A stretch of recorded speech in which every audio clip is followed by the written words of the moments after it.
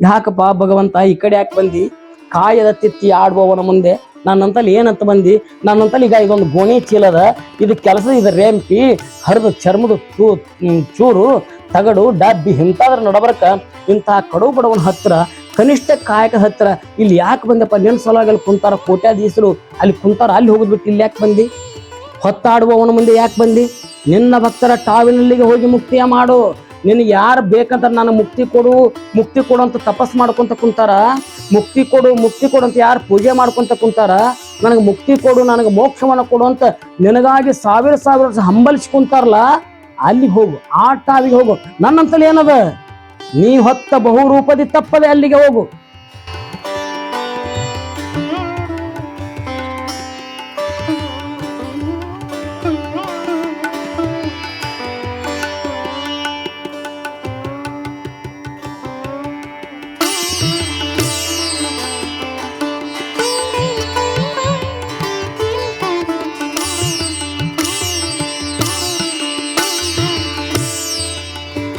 ಎಲ್ಲರಿಗೂ ಅನಂತ ಶರಣಾರ್ಥಿಗಳು. ನನ್ನ ಪೂರ್ತಿ ಹೆಸರು ಸಿದ್ಧಲಿಂಗಪ್ಪ ಬಸಪ್ಪ ಬರಗುಂಡಿ. ನಾನು ಸ್ಥಳೀಯ ಗುಳೇದಗುಡದವನು. ನವೆಂಬರ್ 1, 1954ರಲ್ಲಿ ಜನಿಸಿರುವಂತಹ ನಾನು 1ನೇ ತರಗತಿಯಿಂದ BA ತರಗತಿಯವರೆಗೆ ಇದೇ ಊರಿನಲ್ಲಿ ಕಲಿತು MA ಶಿಕ್ಷಣವನ್ನು ಧಾರವಾಡ ಕರ್ನಾಟಕ ವಿಶ್ವವಿದ್ಯಾನಿಲಯದಲ್ಲಿ ನಾನು ಪಡೆದುಕೊಂಡೆ. ತದನಂತರದೊಳಗೆ 1980ರೊಳಗೆ ಇಲ್ಲಿ ಸ್ಥಳೀಯವಾದಂತಹ ವೀರಶೈವ ಪ್ರಗತಿಯಲ್ಲಿ ಯುವಕ ಸಂಘವನ್ನು ಕಟ್ಟಿ ಅದರ ಸಂಸ್ಥಾಪಕ ಕಾರ್ಯದರ್ಶಿಯಾಗಿ ಉತ್ತಮವಾದಂತಹ ಕೆಲಸವನ್ನು ಮಾಡಿದ್ವಿ. ಆ ಕೆಲಸಗಳಲ್ಲಿ ಚಿತ್ತರಿಗಿ ವಿಜಯ ಮಹಾಂತೇಶ್ವರ ತರುಣ ಸಂಘದಿಂದ ನಡೆದಿರುವಂತಹ ಒಂದು ಅಭೂತಪೂರ್ವವಾದಂತಹ ಒಂದು ಕಾರ್ಯಕ್ರಮ ಅದು ಜರುಗಿತು. ಅಲ್ಲಿಂದ ಪ್ರಾರಂಭವಾಗಿರುವಂತಹ ನನ್ನ ಇಂಥ ಸಾಹಿತ್ಯಿಕ ಮತ್ತು ಧಾರ್ಮಿಕ ಕಾರ್ಯಕ್ರಮಗಳು ಅದು ಅನುಚಾನವಾಗಿ ಮುಂದುವರೆದು 1983 ಹಾಗೂ 85ರವರೆಗೆ ಸ್ಥಳೀಯ ಗುಳೇದಗುಡ್ಡ ಭಂಡಾರಿ ಕಾಲೇಜಿನಲ್ಲಿ ನಾನು ಉಪನ್ಯಾಸಕನಾಗಿ ನನ್ನ ಸೇವೆಯನ್ನು ಪ್ರಾರಂಭಗೊಳಿಸಿ ತದನಂತರ 1985ರೊಳಗೆ ಇಂಡಿ ತಾಲೂಕಿನ ಸಾಲೋಟಿಗಿ ಗ್ರಾಮದ ಶ್ರೀ ಶಿವಯೋಗೀಶ್ವರ ಸರ್ವೋದಯ ಸಂಸ್ಥೆಯ ಶಿವಯೋಗೀಶ್ವರ ಪದವಿ ಪೂರ್ವ ಕಾಲೇಜಿನಲ್ಲಿ ಕನ್ನಡ ಉಪನ್ಯಾಸಕ ಅಂತ ಸೇರಿಕೊಂಡೆ.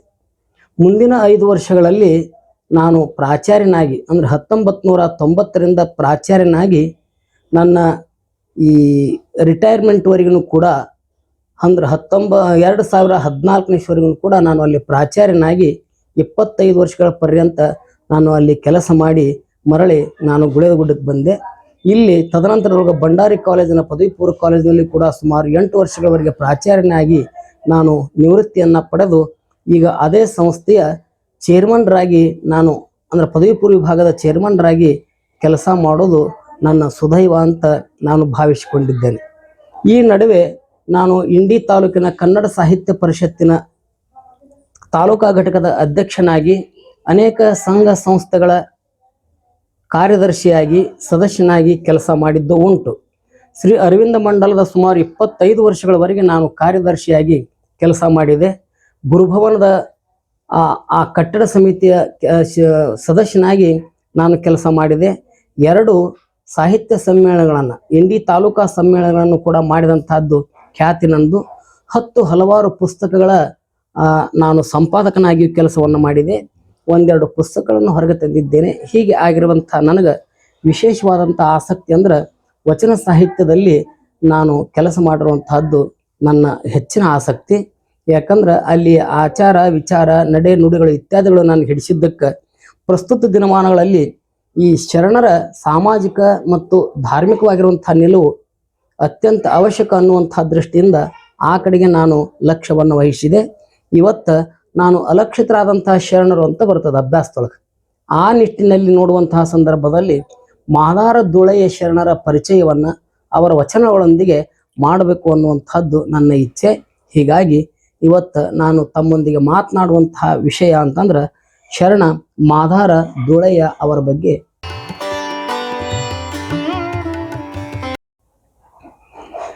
ಹನ್ನೆರಡನೇ ಶತಮಾನದೊಳಗೆ ಒಂದು ದೊಡ್ಡದಾದಂತಹ ಕ್ರಾಂತಿ ನಡೀತು. ಅದು ಚಿಕ್ಕ ಮಕ್ಕಳಿಗೂ ಕೂಡ ಗೊತ್ತು.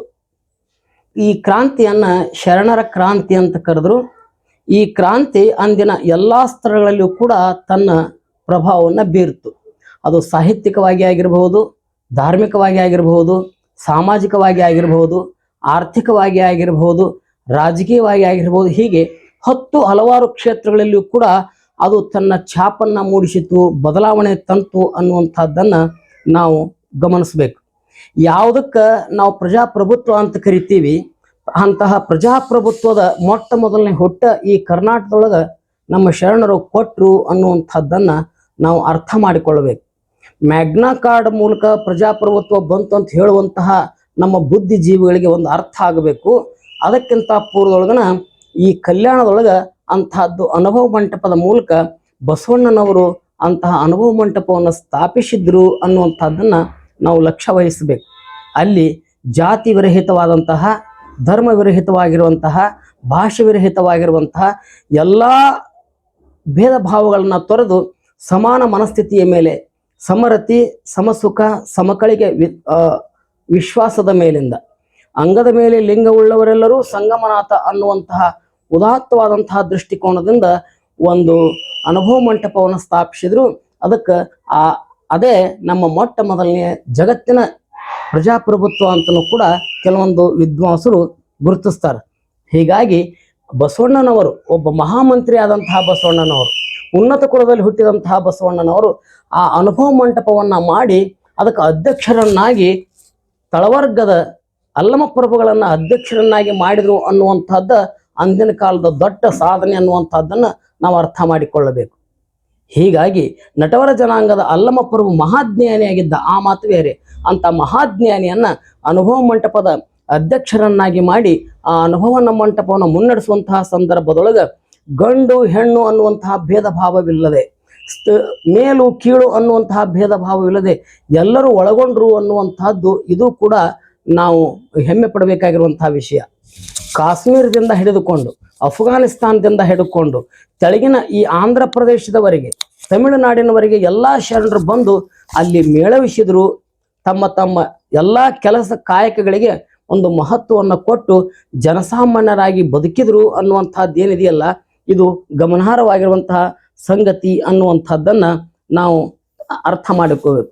ಇಂತಹ ದಿಶೆಯೊಳಗನ ಒಬ್ಬನಾದಂಥವ ಈ ಮಾದಾರ ಧೂಳಯ್ಯ ಅನ್ನುವಂಥದ್ದನ್ನ ನಾವು ಇಲ್ಲಿ ಒತ್ತಿ ಒತ್ತಿ ಹೇಳಬೇಕಾಗಿರುವಂತಹ ಪ್ರಸಂಗ.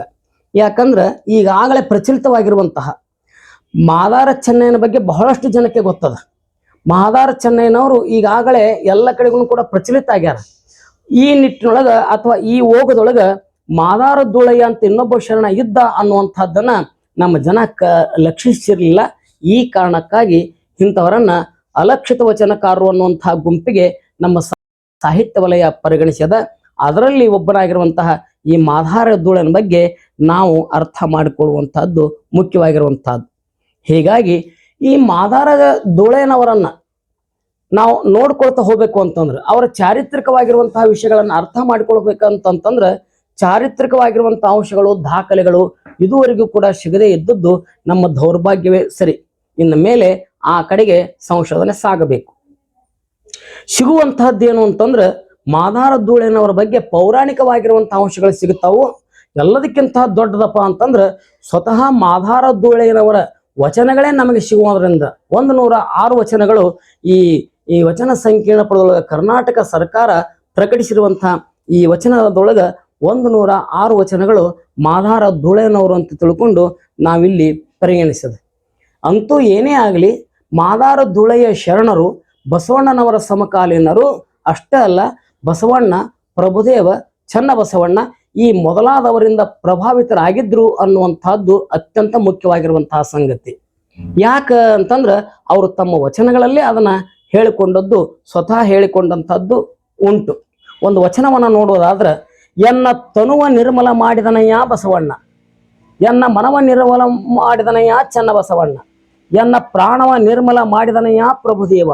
ಇಂತು ಎನ್ನ ತನು ಮನ ಪ್ರಾಣವ ನಿರ್ಮಲ ಮಾಡಿ ತಮ್ಮೊಳಗೆ ಹಿಂಬಿಟ್ಟುಕೊಂಡ ಕಾರಣ ಕಾಮ ಧೂಮ ಧೂಳೇಶ್ವರ ನಿಮ್ಮ ಶರಣರ ಪಾದಕ್ಕೆ ನಮೋ ನಮೋ ಎಂಬೆನು ಅನ್ನುವಂಥದ್ದು ಅವ್ರ ವಚನನ ಏನು ಸ್ಪಷ್ಟಪಡಿಸ್ತದ ಅಂತಂದ್ರೆ, ಅವರು ಬಸವಣ್ಣನವರ ಅನುಯಾಯಿಯಾಗಿದ್ರು, ಬಸವಣ್ಣನವರ ಅವರ ಸಮೀಪಕ್ಕೆ ಅವರು ಇದ್ರು ಅನ್ನುವಂಥ ಮಾತನ್ನ ಇಲ್ಲಿ ನಾವು ಸ್ಪಷ್ಟವಾಗಿ ಅವ್ರ ವಚನಗಳ ಮೂಲಕ ತಿಳಿದುಕೊಳ್ತೀವಿ.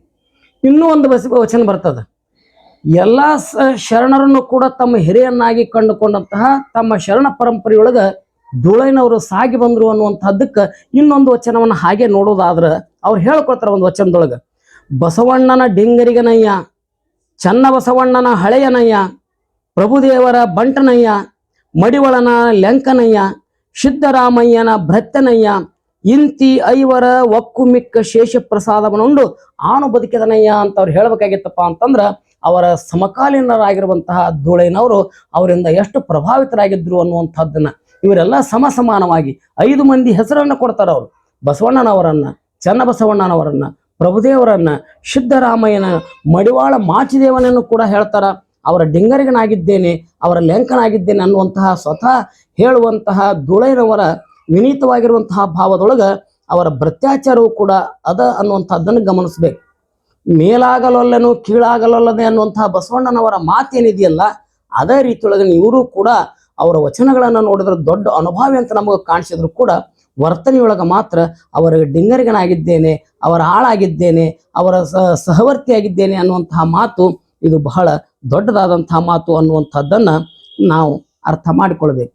ಒಂದು ವಿಚಿತ್ರವಾಗಿರುವಂತಹ ಪ್ರಸಂಗ ಅಂದ್ರೆ ಮುಂದಿನ 100 ವರ್ಷಗಳಲ್ಲಿ ಬಂದಂತಹ ಈ ಬಸವ ಯುಗದ ಮುಂದಿನ 100 ವರ್ಷಗಳಲ್ಲಿ ಬಂದಂತಹ ಹರಿಹರ ಅನೇಕ ಶರಣರ ರಗಳೆಗಳನ್ನು ಬರೀತಾನೆ.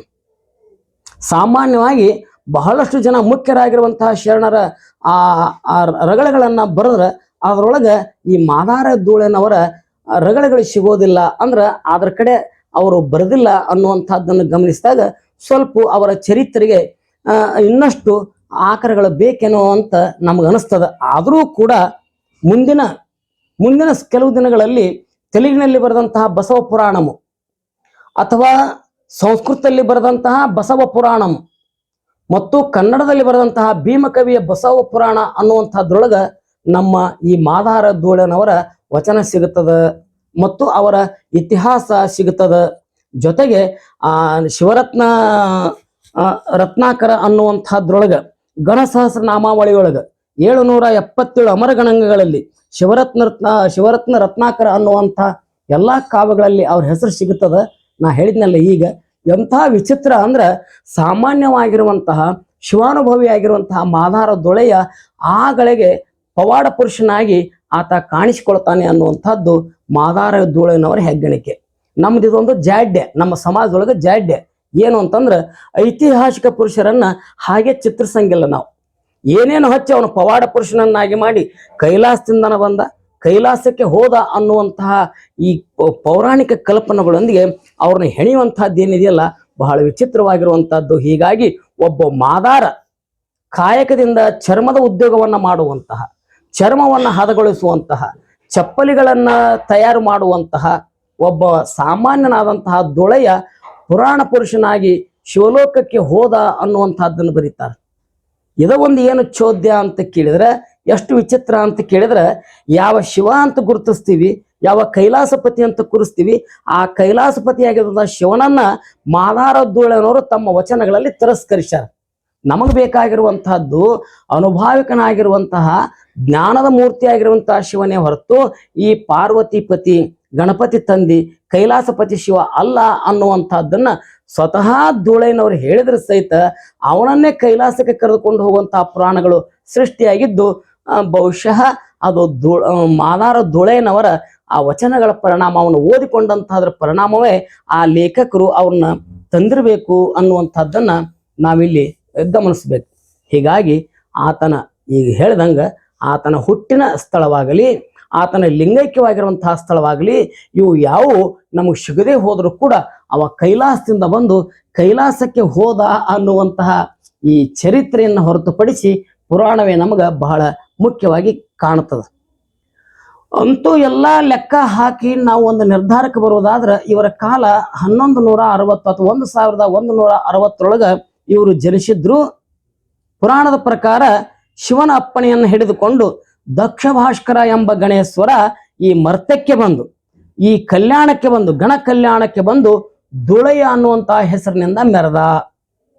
ಕೆಲವೊಂದಿಷ್ಟು ಕೃತಿಗಳಲ್ಲಿ ಕಕ್ಕಯ್ಯ ಮತ್ತು ಮಲ್ಲಿದೇವಿ ಅನ್ನುವಂತಹ ಪುಣ್ಯ ದಂಪತಿಗಳ ಗರ್ಭದೊಳಗ ಉದಯಿಸಿರುವಂತಹ ಧೂಳಯ್ಯ ಧಾರುಕೆ ಅನ್ನುವಂತಹ ಒಬ್ಬ ಹೆಣ್ಣು ಮಗಳನ್ನ ಮದುವೆಯಾಗಿದ್ದ, ಸತಿಯನ್ನಾಗಿ ಹೊಂದಿದ್ದ.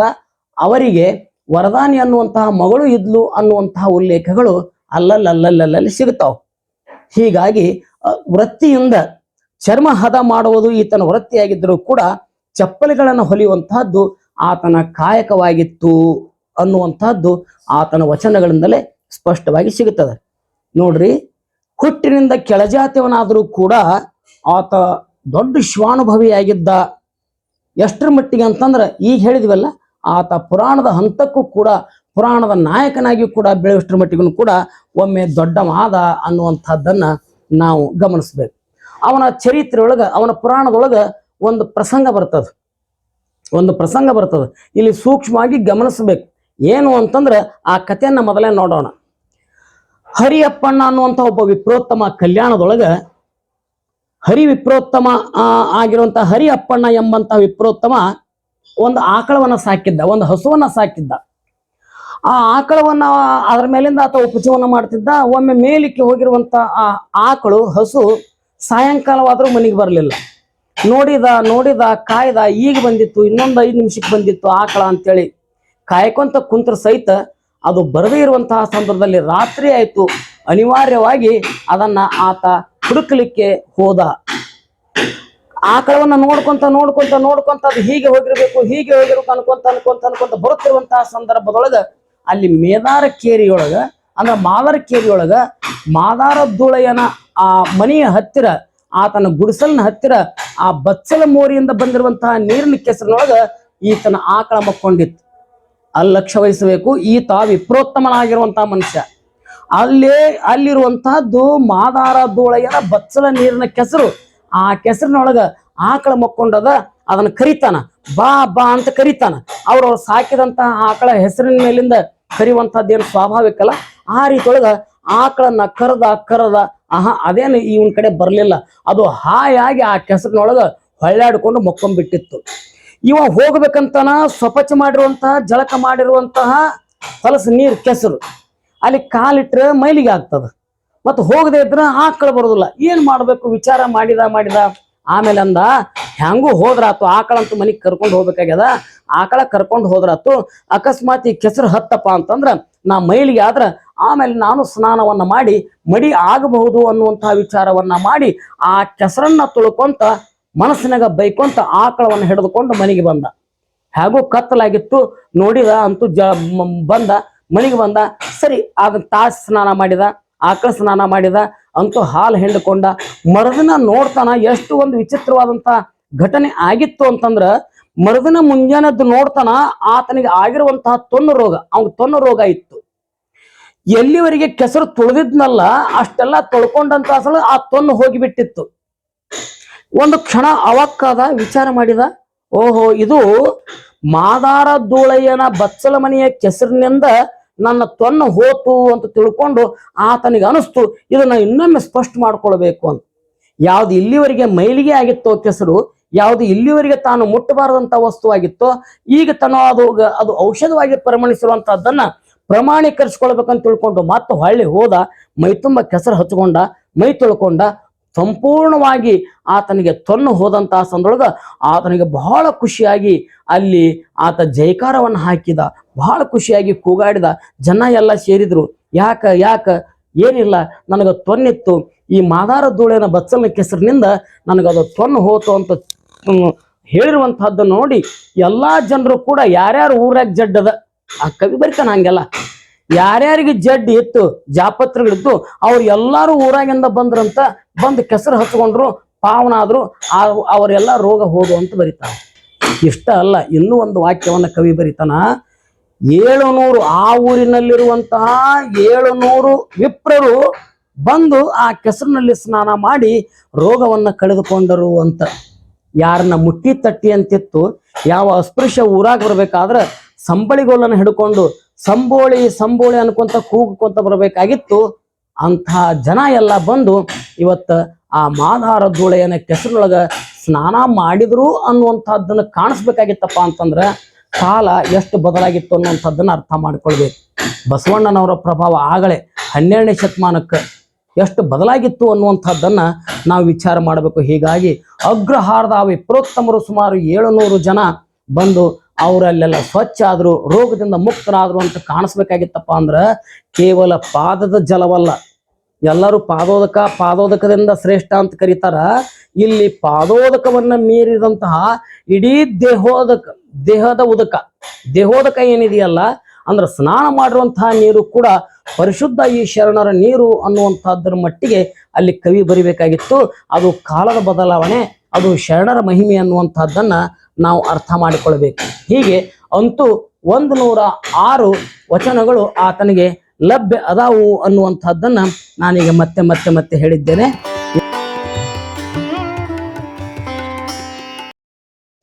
ನಾನು ಇಲ್ಲಿವರೆಗೆ ನಾನು ಹೇಳ್ಕೊಂತ ಬಂದಂಗ ಇಷ್ಟೆಲ್ಲ ಕಥೆಗಳು, ಉಪಕಥೆಗಳು ಇವೆಲ್ಲ ಪೌರಾಣಿಕವಾದಂತಹ ವಿಷಯಗಳಾದವು ವಿನಃ ಅವರ ಬಗ್ಗೆ ನಿಖರವಾದಂತಹ ಚಾರಿತ್ರಿಕವಾದಂತಹ ಅಂಶಗಳಿಲ್ಲ ಅನ್ನುವಂಥದ್ದನ್ನ ನಾನು ಹೇಳಿದೆ. ಆದಾಗ್ಯೂ ಕೂಡ ನಾವು ಮಾದಾರ ಧೂಳಯ್ಯನ ಬಗ್ಗೆ ತಿಳಿದುಕೊಳ್ಳಬೇಕಾಗ್ಯದ. ಮಾದಾರ ಧೂಳಯ್ಯನ ಹುಟ್ಟು ಮತ್ತು ಲಿಂಗೈಕ್ಯ ಈ ಸ್ಥಿತಿಗಿಂತಲೂ ಮುಖ್ಯವಾಗಿ ಅವರು ಬದುಕಿರುವಂತಹ ಪರಿ ಹೇಗ, ಅವ್ರು ಆಗಿರುವಂತಹ ಶಿವಾನುಭವವನ್ನ ಹೊಂದಿರುವಂತಹ ಪರಿ ಅಂತಹದ್ದು ಅನ್ನುವಂಥದ್ದನ್ನ ನಾವು ತಿಳಿದುಕೊಳ್ಳುವಂತಹದ್ದು ಬಹಳ ಮುಖ್ಯ ಆಗುತ್ತದೆ. ಅವುಗಳನ್ನ ಅವರ ಉಪಲಬ್ಧವಿರುವಂತಹ 106 ವಚನಗಳ ಮೂಲಕನ ಅವರ ವ್ಯಕ್ತಿತ್ವವನ್ನ ತಿಳಿದುಕೊಳ್ಬೇಕು. ಅದು ಬಹಳ ಮುಖ್ಯ ಅನ್ನುವಂತಹದ್ದು ನನ್ನ ದೃಷ್ಟಿಯೊಳಗೆ ಇರುವಂತಹ ವಿಷಯ. ಹೀಗಾಗಿ ಆ ವಚನಗಳ ಆಧಾರದಿಂದ ಅವರ ವ್ಯಕ್ತಿತ್ವವನ್ನು ತಿಳಿಯುವಂತಹದ್ದನ್ನ ಈ ಭಾಗದೊಳಗ ನಾವು ನೋಡ್ಕೊಂತ ಹೋಗೋಣ. ಅವರ ವಚನಾಂಕಿತ ನೋಡ್ರಿ, ಅವರ ವಚನಾಂಕಿತ ಕಾಮಧೂಮ ಧೂಳೇಶ್ವರ.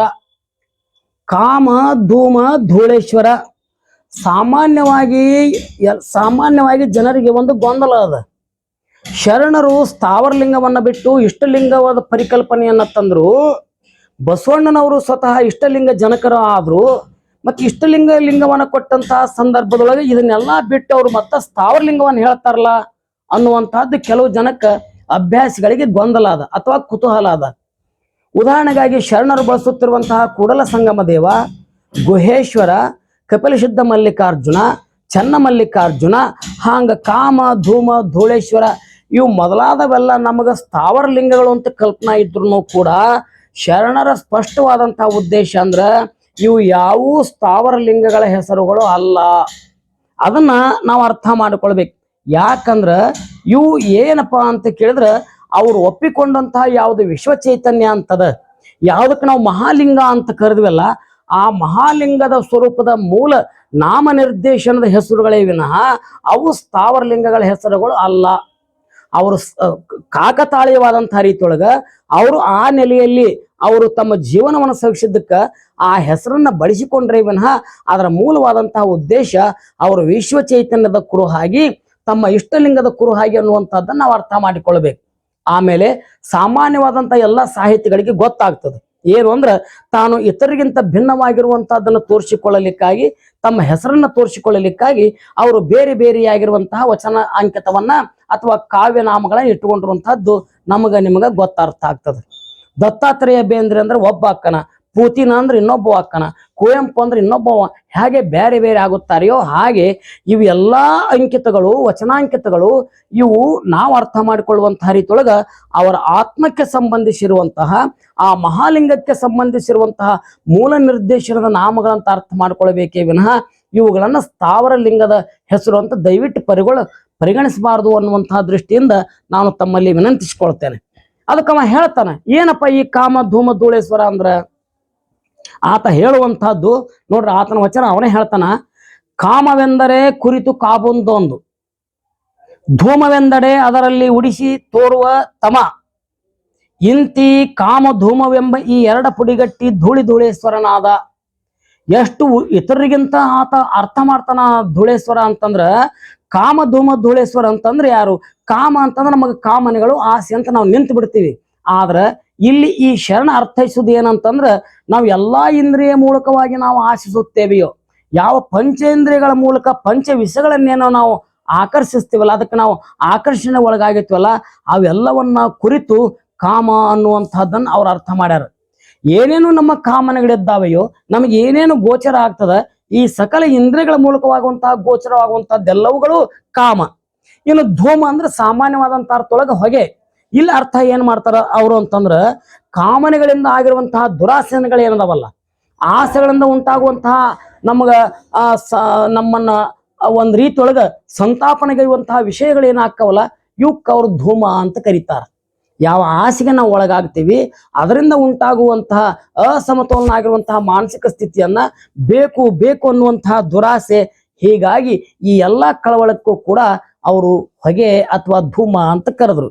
ಇನ್ನ ಕಾಮ ಧೂಮವೆಂದರೆ ಈ ಎರಡು ಪುಡಿಗಟ್ಟಿ ಧೂಳೇಶ್ವರನಾದ ಮೊದಲ ಕಾಮ ಉಂಟಾಗ್ತದ, ಆ ನಂತರ ಅವೆಲ್ಲ ಇರುವಂತಹದ್ದು ಕ್ರೋಧ, ಕಾಮ, ಕ್ರೋಧ, ಮೋಹ, ಲೋಭ, ಮದ, ಮತ್ಸರ ಇವುಗಳಿಂದ ಉಂಟಾಗುವಂತಹ ಮಾನಸಿಕವಾಗಿರುವಂತಹ ತಳಮಳ, ಇವೆಲ್ಲ ನಮ್ಮ ಮನಸ್ಸಿನಲ್ಲಿ ಅದು ಗಟ್ಟಿಗೊಂಡು ನಮ್ಮ ಮನಸ್ಸು ವಿಫಲವಾಗಿ ಚಂಚಲವಾಗಿ ದಾರಿ ತಪ್ಪತ್ ಮನುಷ್ಯ ಅವಾಗ ದಾರಿ ತಪ್ತನ. ತನಗಿಲ್ಲದ ವಸ್ತು ಎಲ್ಲಿದ್ದರೇನು ಅಂತ ನಿರ್ಲಿಪ್ತ ಭಾವದೊಳಗಿದ್ರ ಯಾವ ಸಮಸ್ಯೆನೂ ಇಲ್ಲ. ಆದ್ರೆ ಈ ಆಸೆಗೆ ಒಳಗಾಗಿರುವಂತಹ ಸಂದರ್ಭದೊಳಗ ಇದ ಸತ್ಯ ಅಂತ ತಿಳ್ಕೊಂಡು, ಈ ಶರೀರವೇ ಸತ್ಯ ಅಂತ ತಿಳ್ಕೊಂಡು, ಈ ತನು ಮನ ಭಾವಗಳೇ ಸತ್ಯ ಅಂತ ತಿಳ್ಕೊಂಡು ವರ್ತಿಸಿ ಆ ಮೂಲವಾಗಿರುವಂತಹ ವಿಚಾರದಿಂದ ಸತ್ಯದಿಂದ ನಾವು ವಿಮುಖ ಹಾಕಿವಲ್ಲ, ಇದಕ್ಕ ಅವರು ಧೂಮ ಅಂತ ಕರೆದ್ರು. ಇವೆರಡು ಈ ಕಾಮ ಧೂಮಗಳ ಸಮ್ಮಿಶ್ರಣದಿಂದಾಗಿ ನಮ್ಮಲ್ಲಿ ಹುಟ್ಟುವಂತಹ ಆಸೆಗಳು, ಆ ಆಸೆಗಳಿಂದಾಗಿರುವಂತಹ ತಳಮಗಳು ಇವು ನಮ್ಮನ್ನ ದಾರಿ ತಪ್ಪಿಸ್ತವು. ಇದು ಹೊಗೆಯಾಗಿ ಕಾಡ್ತದ. ಈ ಎಲ್ಲ ಈ ಕಾಮನೆಗಳನ್ನ ಮತ್ತು ಧೂಮವನ ಸಂತಾಪಗಳನ್ನ ಮೆಟ್ಟಿ ಪುಡಿ ಪುಡಿ ಪುಡಿ ಮಾಡಿ ಆ ಧೂಳವನ್ನ ಹಚ್ಚಿಕೊಂಡಂಥವ, ಇದರ ಅರ್ಥ ಭವಗಳನ್ನ ಮೀರಿ ನಿಂತಂತವ, ಜನ್ಮ ಜನ್ಮಾಂತರಗಳ ಈ ವಾಸನೆಯನ್ನ ಮೀರಿ ನಿಂತಹ ಆತ ಶರಣ, ಅದು ಮಹಾಲಿಂಗ, ಅವ ಕಾಮ ಧೂಳೇಶ್ವರ ಅನ್ನುವಂಥದ್ದು ಈ ನಮ್ಮ ಧೂಳೆಯ ಶರಣರ ಈ ವಚನಗಳ ಅಂಕಿತ ಅರ್ಥ. ಇದು ನಾನು ಮಾಡುವಂತಹದ್ದು, ನೀವು ಮಾಡುವಂತಹದ್ದಲ್ಲ, ಇದು ಸ್ವತಃ ಆತನ ಹೇಳುವಂತಹದ್ದು. ಇಂತಹ ಆ ಮಹಾಲಿಂಗದ ರೂಪದ ವ್ಯಕ್ತಿತ್ವವನ್ನ ತನ್ನ ಮೂಲ ವಚನದ ಅಂಕಿತವನ್ನಾಗಿ ಇಟ್ಟುಕೊಂಡ ಅನ್ನುವಂಥದ್ದನ್ನ ನೋಡಿದ್ರೆ ನಮಗೆ ಪ್ರಥಮತಃ ಗೊತ್ತಾಗ್ತದ.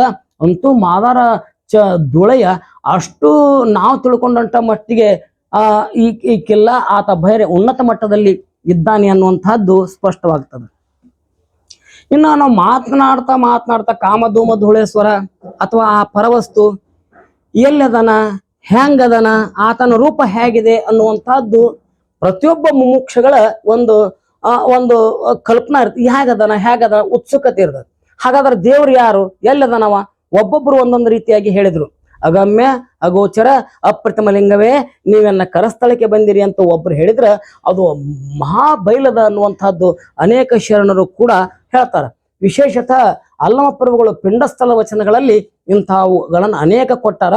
ಆ ಲೆವೆಲ್ನೊಳಗ, ಆ ಅಂತಸ್ತಿನೊಳಗ ಈ ಮಾಧಾರ ಧೂಳೇನವರು ಕೂಡ ತಮ್ಮದೇ ಆದಂತಹ ರೀತಿಯೊಳಗ ಆ ಮಹಾವಸ್ತುವನ್ನ, ಆ ಮಹಾಲಿಂಗವನ್ನ ವರ್ಣಿಸ್ತಾರ. ಅವ್ರ ವಚನವನ್ನ ನೋಡ್ರಿ.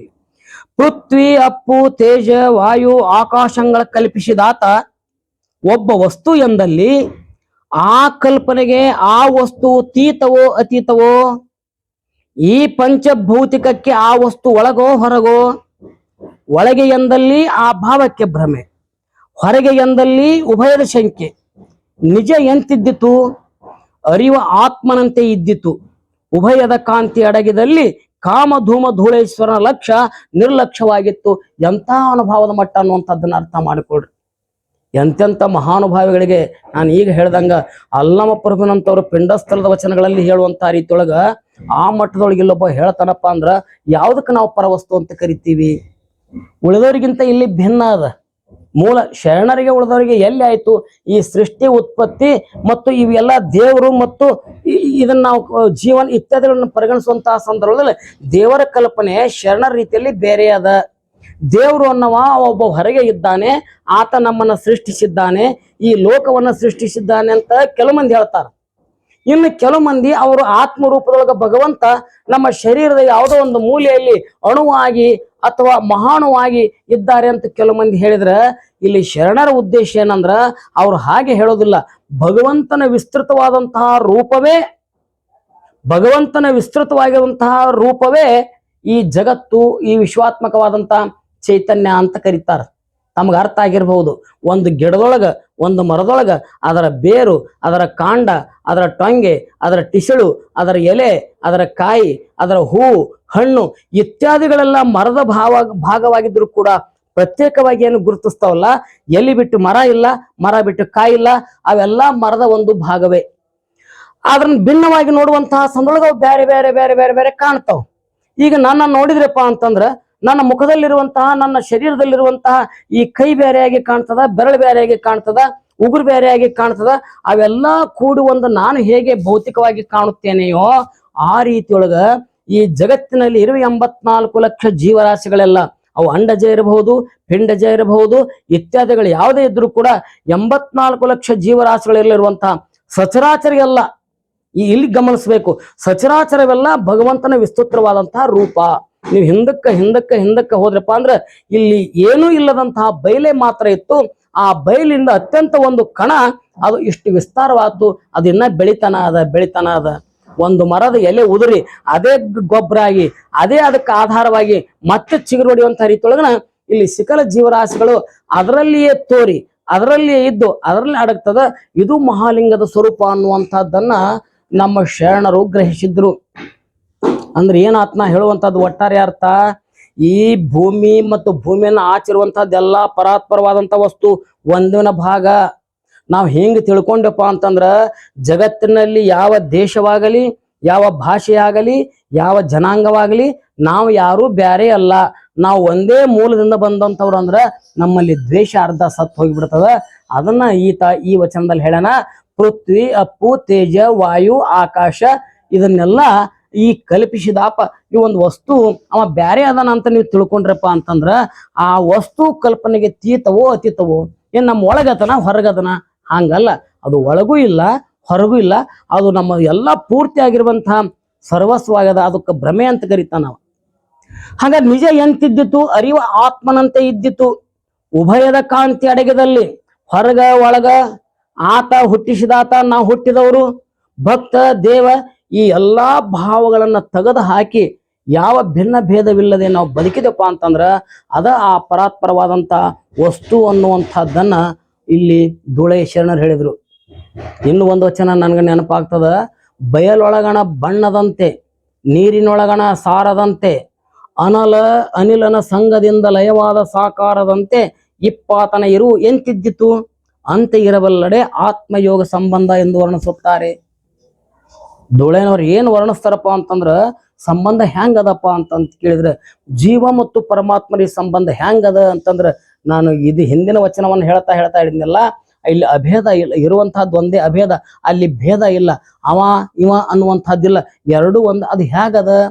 ಈ ಬಯಲಿನಿಂದ ಬಣ್ಣವನ್ನ ನಮಗೆ ಹೇಗೆ ಬೇರೆ ಮಾಡಲಿಕ್ಕೆ ಆಗುವುದಿಲ್ಲವೋ, ನೀರಿನಲ್ಲಿರುವಂತಹ ರಸವನ್ನ ನಾವು ಹೇಗೆ ಬೇರೆ ಮಾಡಲಿಕ್ಕೆ ಆಗುವುದಿಲ್ಲವೋ, ಬೆಂಕಿ ಮತ್ತು ಗಾಳಿಯ ಸಂಬಂಧವನ್ನ ಹೇಗೆ ಬೇರೆ ಮಾಡಲಿಕ್ಕೆ ಆಗುವುದಿಲ್ಲ, ಹಾಗೆ ಪರಮಾತ್ಮನ ಮತ್ತು ಜೀವಾತ್ಮನ ಸಂಬಂಧ ಅದ. ಅದಕ್ಕೆ ನಾವು ಮಹಾಲಿಂಗ ಅಂತ ಕರಿತೀವಿ. ಹಿಂದೆ ಹೋದ್ರ ಅದಕ್ಕೆ ನಿಶೂನ್ಯ ಅಂತ ಕರಿತೀವಿ, ಅದಕ್ಕೆ ಬಯಲು ಅಂತ ಕರಿತೀವಿ, ಅದಕ್ಕೆ ಘನ ಅಂತ ಕರಿತೀವಿ. ಅದು ಎಲ್ಲರೂ ರೂಪವೇ ಇಲ್ಲಿ ಜೀವಾತ್ಮ ಅನ್ನುವಂಥದ್ದನ್ನ ಹಾಂಗೇನಾರಿದ್ದು ಬಂದ್ರಪ್ಪ ಅಂದ್ರ ಅದಕ್ಕೆ ಆತ್ಮಯೋಗ ಸಂಬಂಧ. ನಾವು ಎಲ್ಲಾ ಭಾವವನ್ನು ತೋರಿದ್ರೆ, ಉಭಯ ಭಾವವನ್ನ, ನಾನು ಆತ ನಾನು, ಈ ಉದಾಹರಣೆಗಾಗಿ ಎಷ್ಟು ಸೂಕ್ಷ್ಮ ಆಗ್ತಾ ಇದನ್ನ ಹೇಳ್ಕೊಂತ ಹೋದ್ರಂದ್ರ ಇಲ್ಲಿ ಸಮಯದ ಮಿತಿಯೊಳಗೆ ನಾನು ಹೇಳಬೇಕಾಗಿರೋದ್ರಿಂದ ಒಂದು ನಾವು ಸೂಕ್ಷ್ಮ ಹೆಂಗ್ ಗುರುತಿಸ್ಬೇಕಲ್ಲ.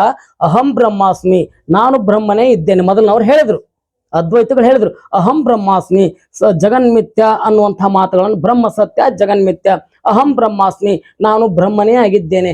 ನಾನು ಅಂತಂದ್ರೆ ಯಾರು?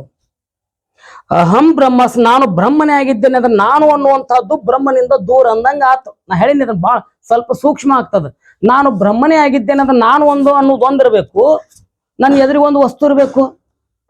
ನಾನು ಶ್ರೀಮಂತನೇ ಆಗಿದ್ದೇನೆ, ನಾನು ಬಡವನೇ ಆಗಿದ್ದೇನೆ, ನಾನು ಅನ್ನುವಂಥದ್ದು ನನ್ನ ಗುಣಲಕ್ಷಣಗಳು ಬೇರೆ ಅದ ಅಂದಂಗ ಆತು. ಅದು ಕೂಡ ಇಲ್ಲದಂತಹ ಸ್ಥಿತಿ. ಬಯಲಿನೊಳಗಿನ ಬಣ್ಣ ಹೆಂಗದ? ಈ ಬಣ್ಣ ಹೊರಗಿರಂಗಿಲ್ಲ. ಈಗ ನಮಗೆ ಬಣ್ಣ ಕಾಣಂಗಿಲ್ಲ. ಸ್ವಲ್ಪ ಮಳಿ ಬಂದಂಗ ಆತಪ್ಪ ಅಂತಂದ್ರ ಕಾಮನ ಬಿಲ್ ಮೂಡ್ತದ, ಕಾಮನ ಬಿಲ್ ಕಾಣ್ತದ.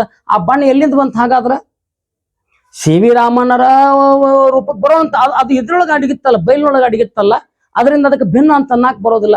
ಹಾಗೆಯೇ ಅದಕ್ಕೆ ಇಲ್ಲಿ ಪರಿಭಾಷೆಯೊಳಗೆ ಏನಂತ ಕರೆದ್ರಪ್ಪ ಅಂತಂದ್ರ ಅದು ಅಂಗಲಿಂಗದ ಸಂಬಂಧ ಅಂತ ಕರೆದ್ರು. ಆಮೇಲೆ ಅದಕ್ಕೆ ಅವತ್ತಿನ ವೈದಿಕ ಪರಂಪರೆಯನ್ನ ಮೆಟ್ಟಿ ನಿಂತು ಸಾಮಾಜಿಕ ಅನಿಷ್ಟವನ್ನ ತೊಡೆದು ಹಾಕಿದಂಥವ್ರು ಇಲ್ಲಿ ನಮ್ಮ ಮಾಲಾರ ಧೊಳೆ ಅನ್ನುವಂಥದ್ದನ್ನ ಅರ್ಥ ಮಾಡಿಕೊಳ್ಬೇಕು. ಜಗತ್ತು ಎಷ್ಟು ತಲ್ಲಣಕ್ಕೆ ಒಳಗಾಯ್ತು, ಎಷ್ಟು ಮೌಢ್ಯಕ್ಕೆ ನಾವು ಒಳಗಾದಿ. ಇವತ್ತ ದಿನನಿತ್ಯ ನೋಡಿದ್ರೆ ನಾವು ಮುಂದಕ್ಕೆ ಸಾಗಬೇಕಾಗಿರುವಂತಹ ನಾವು ಯಾವ್ಯಾವ್ದೋ ನಮ್ಮ ಸನಾತನ ಪರಂಪರೆ, ನಮ್ಮ ಹಿಂದಿನ ಪರಂಪರೆ, ಅನ್ಕೊಂತ ನಾವು ಹಿಂದಕ್ಕೆ ಸಾಗುವಂತಹದ್ದು ಕಂಡು ಬರ್ತದ. ಇದನ್ನ ಸುಮಾರು 800 ವರ್ಷಗಳ ಮೊದಲನ ಮಾದಾರ ಧೂಳೇನಂತಹ ಶರಣರು ಅಥವಾ ಬಸವಾದಿ ಶರಣರು ಹೇಳಿದ್ರು ಅನ್ನುವಂಥದ್ದನ್ನು ಕೂಡ ನಾವು ಗಮನಿಸ್ಬೇಕು. ಸಾಮಾಜಿಕ ಅನಿಷ್ಟವನ್ನ ಅವತ್ತ ತೊಡೆದು ಹಾಕಿದ್ರು. ಅಲ್ರಿ, ಇಷ್ಟು ಸಂವಿಧಾನದ ಆಧಾರ ಐತಂತಂದ್ರ ನಮಗ ಮತ್ತೊಬ್ಬರನ್ನ ಜಾತಿ ಎತ್ತಿ ಮಾತನಾಡಿದ್ರ, ಮತ್ತೊಬ್ಬರನ್ನ ದೂರ ಸರಿಸಿ ಮಾತಾಡಿದ್ರ ಕಾಯ್ದೆಸೀರ್ ಅಪರಾಧ ಆಗುವಂತಹ ಸಂದರ್ಭದೊಳಗ ಇವು ಯಾವ ಇಲ್ದಾಗ ರಾಜಾನ ಪ್ರತ್ಯಕ್ಷ ದೇವತಾ ಅನ್ನುವಂತಹ ಕಾಲದೊಳಗ ಅವರು ವಿವರಿಸ್ಯಾರಪ್ಪ ಅಂತಂದ್ರ ಸೂದಕ ಹೆಸರಿನೊಳಗ, ಮಡಿ ಮೈಲಿಗೆ ಹೆಸರಿನೊಳಗ, ಮುಟ್ಟಿ ತತ್ತಿ ಅನಿಸುವಂತಹದ್ರೊಳಗ ಸಾಮಾನ್ಯವಾದಂತ ಒಬ್ಬ ಶೂದ್ರನಿಗೆ ಕೂಡ ಕಿವಿಯೊಳಗ ಸಂಸ್ಕೃತ ಪದಗಳು ಬೀಳ್ತಿರ್ಲಿಲ್ಲ. ಏನ್ ಸಾಧಿಸ್ಬೋದು ನಾವೆಲ್ಲ? ಯಾವುದೋ ಒಂದು ಜನಾಂಗವನ್ನ ದೂರಿಟ್ಟು ಬದುಕುತ್ತಿರುವಂತ ಸಂದರ್ಭದೊಳಗ ಮಾದಾರ ಧೂಳಯ್ಯ ಹೇಳ್ತಾನ, ಅಂಗಲಿಂಗವೆಂಬನ್ನಕ್ಕರ ಕಾಯದ ಸೂತಕಗಳ ಇಲ್ಲ, ನಾವು ಮಾಡಿರುವಂತಹದ್ದಿಂತವೆಲ್ಲ. ಅಂಗಲಿಂಗವೆಂಬನ್ನಕ್ಕರ ಕಾಯದ ಸೂತಕ, ಪ್ರಾಣಲಿಂಗವೆಂಬನ್ನಕ್ಕರ ಅರಸುವುದೇ ಜನನ ಸೂತಕ, ಮರೆಯುವುದೇ ಮರಣ ಸೂತಕ, ಸೂತಕವ ಹಿಂಗಿ ಅಜಾತನಾಗಬಲ್ಲಡೆ ಆತಂಗೆ ಏತರ ಸಂಬಂಧವೂ ಇಲ್ಲ ಕಾಮಧೂಮ ಧೂಳೇಶ್ವರ. ಯಾವ್ದು ಜಗತ್ತೆಲ್ಲ ಸೂತ್ಕ ಅಂತೇಳಿ ಮಡಿ ಅಥವಾ ಮೈಲಿಗೆ ಅನ್ಕೊಂತ ಯಾವ್ಯಾವ ಜನಾಂಗವನ್ನ ಯಾರ್ಯಾರನ್ನ ದೂರ ಇಟ್ಟು ಬದುಕುತ್ತಿರುವಂತಹ ಬದುಕನ್ನ ಇವರು ಸಮೂರಾಗ್ರವಾಗಿ ಅದನ್ನ ಕಿತ್ತುವಂತಹ ಕೆಲಸವನ್ನ ಧೂಳಯ್ಯನವರು ಮಾಡಿದ್ರು ಅನ್ನುವಂಥದ್ದನ್ನು ಗಮನಿಸ್ಬೇಕು. ಕೆಲವು ಮಂದಿ ಆಧುನಿಕರು ಅದನ್ನ ಸಮರ್ಥಿಸಿಕೊಳ್ತಾರ, ಇಲ್ಲ ಸ್ವಚ್ಛತೆ ಸಲುವಾಗಿ ಅಂತ. ಅರೆ, ಸ್ವಚ್ಛತೆ ಮಾನವೀಯತೆಯಿಲ್ಲದಂತ ಸ್ವಚ್ಛತೆ ತೆಗೆದುಕೊಂಡು ಏನ್ ಮಾಡೋರು ನೀವು? ಅದಕ್ಕೆ ಅವ್ರು ಹೇಳಿದ್ರು, ಈ ಸೂತಕ ಇತ್ಯಾದಿಗಳನ್ನ ಅವರು ಕಿತ್ತಿ ಆಗುವಂತಹದ್ದು ಕೆಲಸನ.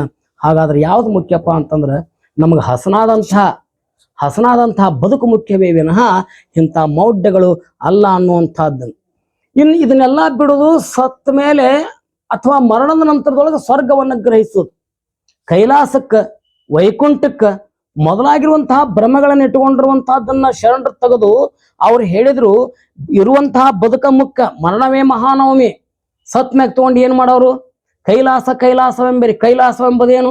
ಅದೊಂದು ಹಾಳು ಬೆಟ್ಟ ಅಂತ ಕರೀತಾರೆ ಶರಣರು. ಅಲ್ಲಿರುವ ಮುನಿಗಳೆಲ್ಲರೂ ಜೀವಗಳ್ಳರು, ತಮ್ಮ ಹೆಂಡ್ರ ಮಕ್ಕಳನ್ನು ಸಾಕಲಿಕ್ಕೆ ಹೋಗಿದ್ರು, ಇಲ್ಲೇ ಇದ್ದು ಮಾಡಬಹುದಲ್ಲ.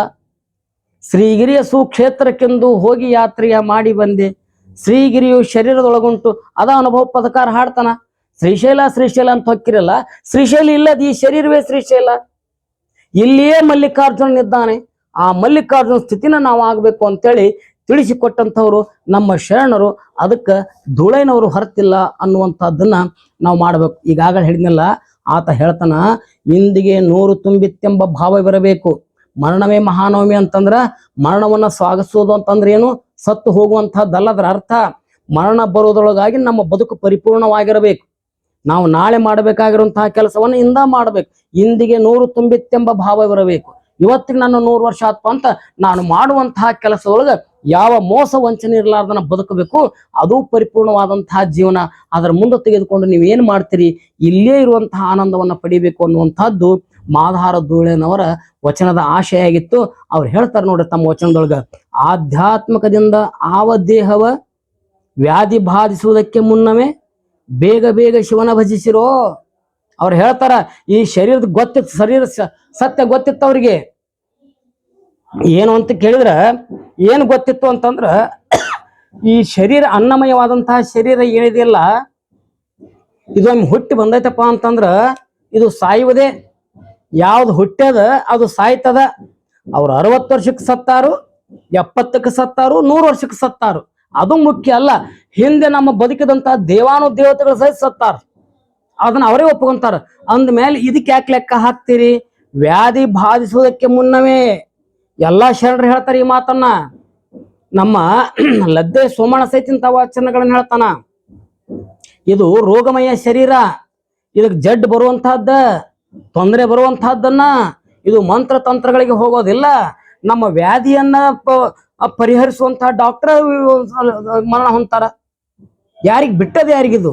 ಅದನ್ನ ಅವ್ರು ಹೇಳ್ತಾರೆ. ಹಾಗಾದ್ರೆ ಸಾವಿಗಿಂತ ಮುಂಚೆ ನಾವ್ ಏನ್ ಮಾಡ್ಬೇಕಪ್ಪ? ಬೇಗ ಶಿವನ ಭಜಿಸಿರೋ. ದೇಹ ಧರ್ಮವು ಆರವಶವಲ್ಲ, ದೇವ ದಾನವ ಮಾನವಾದಿಗಳಾದಡು ಆವುದಾನೊಂದು ವ್ಯಾಧಿ ಬಿಡವು.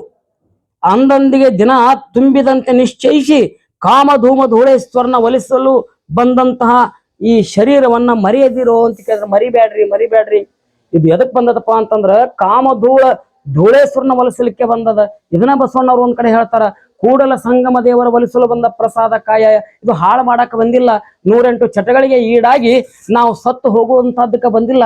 ಹಾಗಾದ್ರೆ ಎದಕ್ ಬಂದಿವಪ್ಪ ಅಂತಂದ್ರ ಇದು ಕೂಡಲ ಸಂಗಮ ದೇವನನ್ನ, ಆ ಪರಾತ್ಪರವಾದಂತಹ ವಸ್ತುವನ್ನ, ಆ ಅರಿವಿನ ಮೂಲಕ ನಾವು ಗಳಿಸ್ಬೇಕಾಗಿರುವಂತಹ ಆ ವಸ್ತುವಿನಲ್ಲಿ ಸೇರಾಕ್ ಬಂದದ.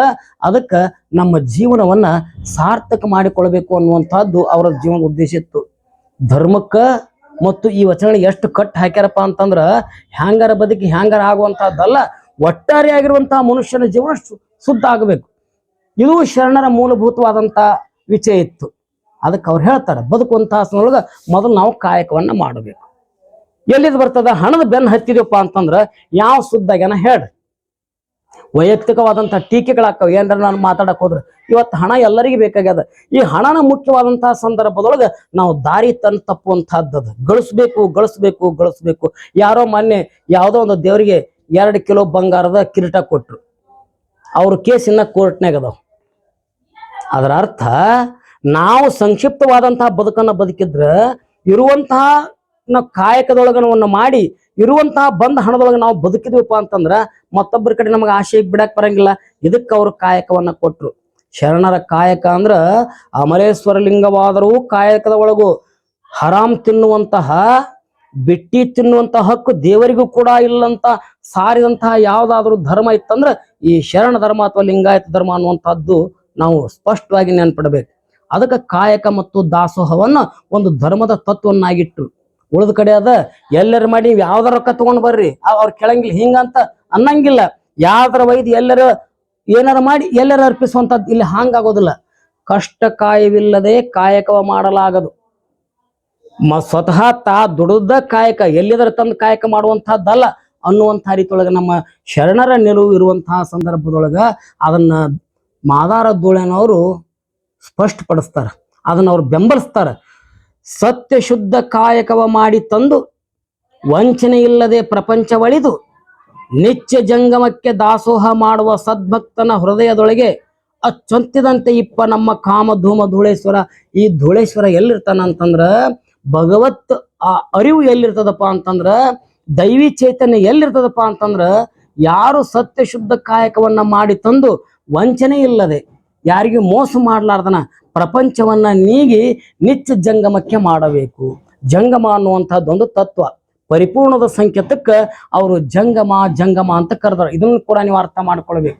ಎಲ್ಲರ ತಂದು ತಂದು ಯಾವಾಗರ ಒಬ್ಬ ಸ್ವಾಮಿಗೋ ಯಾವ್ದ್ರ ಬಗ್ಗೆ ಕೊಡುವಂತಹದ್ದು ಅರ್ಥ ಅಲ್ಲ. ಜಂಗಮ ಪದದ ಅರ್ಥ ಜಾತಿ ಅಲ್ಲ. ಜಂಗಮ ಪದದ ಅರ್ಥ ಅಂತಂದ್ರ ಪರಿಪೂರ್ಣವಾದಂತಹ ಸಮಾಜಕ್ಕೆ ಅವರು ಜಂಗಮ ಅಂತ ಕರೆದ್ರು. ಇಂತಹ ವ್ಯಕ್ತಿ ಅಂತ ಗುರುತಿಸಲಿಲ್ಲ, ಇಂತಹ ವಸ್ತ್ರವನ್ನು ಹಾಕಿದವರು ಅಂತ ಗುರುತಿಸಲಿಲ್ಲ, ಇಂತಹ ಬಣ್ಣ ಅಂತ ಗುರುತಿಸಲಿಲ್ಲ, ಇಂತಹ ಭಾಷೆಯನ್ನ ಬಳಸೋರು ಅಂತ ಗುರುತಿಸಲಿಲ್ಲ. ಯಾರಂತ ಗುರುತಿಸಿದ್ರಪ್ಪ ಅಂತಂದ್ರ ಈ ಸಮಾಜದ ಯಾವನೋ ಪರಿಪೂರ್ಣನಾದಂತಹ ವ್ಯಕ್ತಿ ಜಂಗಮ ಆಗಬೇಕು ಅನ್ನುವಂತಹದ್ದನ್ನ. ಹೀಗಾಗಿ ಯಾರು ಸತ್ಯಶುದ್ಧವಾದಂತಹ ಕಾಯಕವನ್ನ ಮಾಡುತ್ತಾರೆಯೋ ಅವರ ಹೃದಯದಲ್ಲಿ ಕಾಮಧೂಮ ಧೂಳೇಶ್ವರ ಇರುತ್ತಾನೆಯೇ ವಿನಃ, ಆ ಭಾವ ಇರುತ್ತದೆಯೇ ವಿನಃ, ಆ ತತ್ವ ಇರುತ್ತದೆ ವಿನಃ ಉಳಿದವರಲ್ಲಿ ಇರುವುದಿಲ್ಲ ಅನ್ನುವಂತಹ ಮಾತನ್ನ ಅವ್ರು ಹೇಳಿದ್ರು. ಹೀಗಾಗಿ ಈ ಕಾಯಕದೊಳಗೆ ನೋಡ್ರಿ, ಮಾತಾಡ್ತಾ ಅವ ಸ್ಪಷ್ಟವಾದಿ ಮಾತಾಡೋದೊಳಗೆ ಹೇಳ್ತಾನವ, ಉಳಿದವ್ರು ನನಗೆ ಗೊತ್ತಿಲ್ಲ, ನನ್ನ ಕಾಯಕ ಹೀಗೆ, ನಾನು ಹೀಗೆ ಮಾಡವ, ನಾನು ಮತ್ತೊಬ್ಬರಿಗೆ ಉಪದೇಶವನ್ನ ಮಾಡುವವನಲ್ಲ, ನಿಮ್ಮ ದಾರಿ ನಿಮಗೆ, ನನ್ನ ದಾರಿ ನಮಗೆ. ಹಂಗ್ಯಾಂಗೋ ದುಳಯ್ಯ ಹಿಂಗ್ಯಾಂಗಂತ ನೀವು ಕೇಳಿದ್ರಪ್ಪ ಅಂತಂದ್ರ ಅದಕ್ಕೆ ನನ್ನ ಉತ್ತರವಿಲ್ಲ. ನಾ ಹೇಗಂದ್ರೆ ಸತ್ಯ ಶುದ್ಧ ಕಾಯಕವನ್ನ ಮಾಡಿ ಬದುಕುವುದಷ್ಟೇ ನನ್ನ ಕೆಲಸ ಅನ್ನುವಂಥದ್ದನ್ನು ಕೂಡ ಸ್ಪಷ್ಟ ಹೇಳ್ತಾನವ. ಎಷ್ಟು ಮೆದುವಾಗಿ ಹೇಳ್ತಾನಂದ್ರ ಮತ್ತೊಬ್ಬರಿಗೆ ಮನಸ್ಸು ನೋವಾಗ್ಲಾರ್ದಂಗ ಯಾರ ದಾರಿ ತಪ್ಪಿ ಇದ್ರಲ್ಲ ಅವ್ರಿಗೆ ಬುದ್ಧಿಯನ್ನು ಹೇಳುವಂತಹ ರೀತಿಯೊಳಗ ಒಂದು ವಚನ ಬರ್ತದ ನೋಡ್ರಿ. ಅರಿದು ಚುಚ್ಚುವರೆಲ್ಲರೂ ದನದಟ್ಟೆ, ಅರಿದು ಚುಚ್ಚುವರೆಲ್ಲರೂ ದನದಟ್ಟೆ, ಮರೆದು ಚುಚ್ಚುವರೆಲ್ಲರೂ ದನದಟ್ಟೆ, ನಾ ಚಚ್ಚುವುದೆಲ್ಲ ಸತ್ತ ಜೀವನದ ಅಟ್ಟೆ, ಅಟ್ಟೆಯ ಕೊಯ್ದು ಮೆಟ್ಟಿಸಿದ ಸತ್ತರಿಗೆಲ್ಲಕ್ಕೂ ನನಗೆ ಬಟ್ಟ ಬಯಲು ತೋರಬೇಕೆಂದು ನಿಮ್ಮ ಬಟ್ಟೆಯಲ್ಲಿ ನೀವೇ ಹೋಗಿ, ಎನ್ನ ಬಟ್ಟೆ ಕಾಮಧೂಮ ಧೂಳೇಶ್ವರನ ಬಟ್ಟೆಯೇ ಸಾಕು. ಇಲ್ಲಿ ಬಟ್ಟೆ ಅಂದ್ರ ದಾರಿ ಅಂತ ಅರ್ಥ. ನನಗೆ ಎಂಥ ದಾರಿಪ್ಪ ಅಂತಂದ್ರ ನನ್ನ ಬಟ್ಟೆ ಯಾವ್ದಪ್ಪ ಅಂದ್ರೆ ಬಟ್ಟೆ ಅಂದ್ರೆ ಎರಡು ಅರ್ಥ ಇದೆ, ಸಾಮಾನ್ಯವಾಗಿ ಎಲ್ಲರಿಗೂ ತಿಳಿತದ. ಒಂದು ವಸ್ತ್ರ ಅಂತ ಆಗ್ತದ, ಮತ್ತೊಂದು ದಾರಿ ಅಂತ ಅರ್ಥ ಆಗ್ತದ. ಅರಿದು ಚುಚ್ಚುವರೆಲ್ಲರೂ ದನದ ಅಟ್ಟೆ. ಉಳಿದಂತಹ ಚರ್ಮಕಾರರು ಏನ್ ಮಾಡ್ತಾರಪ್ಪ ಅಂತಂದ್ರ ಅವರು ಅರಿದು ಚುಚ್ಚುವರೆಲ್ಲರೂ ದನದ ಅಟ್ಟೆಯನ್ನ ಅವರು ಉಪಯೋಗಿಸ್ತಾರ. ಇದನ್ನ ಸಾಮಾಜಿಕವಾದಂತಹ ಅರ್ಥಕ್ಕ, ಲೌಕಿಕ ಅಥವಾ ಭೌತಿಕವಾದಂತಹ ಅರ್ಥಕ್ಕೆ ಹಚ್ಚಬಹುದು, ಮತ್ತೊಂದು ಆಧ್ಯಾತ್ಮಿಕ ಅರ್ಥಕ್ಕೆ ಹಚ್ಚಬಹುದು. ಇವೆಲ್ಲವನ್ನ ತಿಳ್ಕೊಂಡು ಅಂಗಲಿಂಗದ ಸಂಬಂಧವನ್ನ ತಿಳ್ಕೊಂಡು ಕೂಡ ಅವ್ರು ಏನ್ ಮಾಡ್ತಾರಪ್ಪ ಅಂದ್ರೆ ಕೆಲವೊಂದು ಆ ದನದ ಅಟ್ಟೆಯನ್ನು ಉಪಯೋಗಿಸಿದ್ರೆ, ಇನ್ನು ಕೆಲವು ಜನ ಮರೆತು ಅಂದ್ರೆ ಅರಿವಿನಿಂದ ದೂರ ಆಗಿ ಅವರು ಮರೆತು ದನದ ಅಟ್ಟೆಯನ್ನು ಉಪಯೋಗಿಸಿದ್ರೆ, ನಾ ಚುಚ್ಚುವುದೆಲ್ಲ ಸತ್ತ ಜೀವನದ ಅಟ್ಟೆ.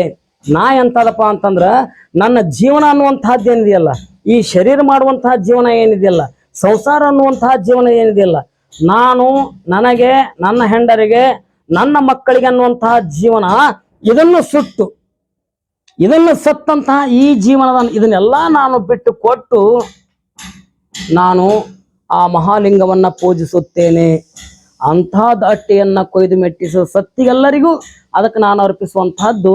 ಅದಕ್ಕೆ ನಿಮ್ಮ ಬಟ್ಟೆಯಲ್ಲಿ ನೀವೇ ಹೋಗಿ, ನಿಮ್ಗೆ ಹಿಂಗ ಅನ್ಸಿದ್ರ ಹಂಗ ಮಾಡ್ರಿ. ಅಂದ್ರ ದಾರಿಯನ್ನ ಬಿಟ್ಟು ವಾಮ ಮಾರ್ಗವನ್ನ ಹಿಡಿದು ಕಾಯಕವನ್ನ ಬಿಟ್ಟು ಮತ್ತೊಂದು ದರೋಡೆಯನ್ನು, ಕಳ್ಳತನ ಇತ್ಯಾದಿಗಳನ್ನು ಮಾಡುವಂತಹ ದಾರಿ ಅದು ನನಗೆ ಬೇಕಾಗಿಲ್ಲ.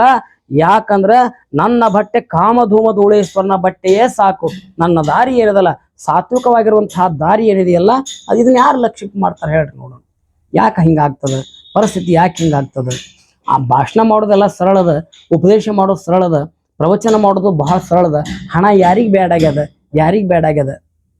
ಕೋಟಿ ಗಳಿಸುವಂತಹ ರಾಜಕಾರಣಿಗಳಿಗೆ ಬರುವಂತಹ ರೊಕ್ಕ, ಕೋಟಿ ಗಳಿಸುವಂತಹ ಸಾಮಾಜಿಕವಾದಂತಹ ಜೀವನದಲ್ಲಿ ಬದುಕೋರಿಗೆ ಹಣವೇ ಮುಖ್ಯವಾದಂತಹ ಸಂದರ್ಭದೊಳಗ ಬೇಡ ಅಂದ್ರೆ ನಮ್ ಬೆನ್ ಹತ್ತಾರ್ರಿ. ನಿನಗೊಂದು 10 ರೂಪಾಯಿ ಕೊಡ್ತೀನಿ ಬಾ ಅಂದ್ರೆ ನಮ್ ಬೆನ್ ಹತ್ತಾರ.